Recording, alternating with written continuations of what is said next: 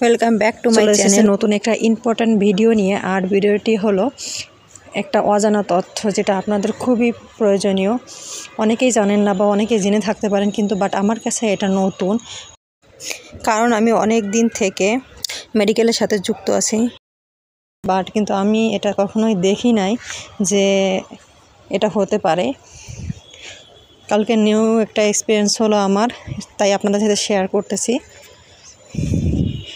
কালকে একজনের গ্রুপিং দেখলাম, এবি এবং আরএস গ্রুপিং, যেটা এটা বি উইক ডি পজিটিভ।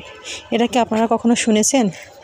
আমার কাছে নতুন, কিন্তু আপনারা শুনে থাকতেও পারেন, আবার নাও থাকতে পারেন। এটার মূল কারণ আপনাদেরও জানিয়ে রাখি, অনেকে এটা হতে পারে, অনেক কনফিউশন থাকতে পারে যে ওনারা যেটা আর কি বি নেগেটিভও না আবার বি পজিটিভও না। বি নেগেটিভ হওয়ার জন্য যে অ্যান্টিজেনটা দরকার সেটা যথেষ্ট পরিমাণ নেই ওনার, আর যেটা পজিটিভ হওয়ার জন্য যেটা অ্যান্টিজেনটা প্রয়োজন সেটাও পর্যাপ্ত নেই। এই জন্য উনি আর কি দেওয়ার সময় ব্লাডটা পজিটিভ পেশেন্টকে দিতে পারবে বি পজিটিভ, আর নেওয়ার সময় বি নেগেটিভ পেশেন্টকে নিতে পারবেন। মানে যার নেগেটিভ তার থেকেই নিতে হবে।